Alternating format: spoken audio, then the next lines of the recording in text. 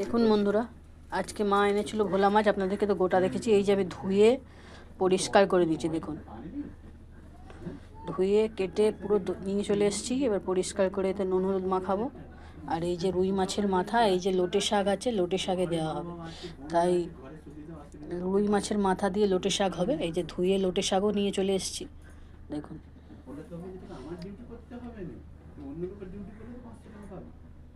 তো এই ভিডিওটা আপনাদের কেমন লাগছে অবশ্যই কমেন্টে জানাবেন। লাইক, শেয়ার, সাবস্ক্রাইব করবেন, সাথে থাকবেন, পাশে থাকবেন বন্ধুরা।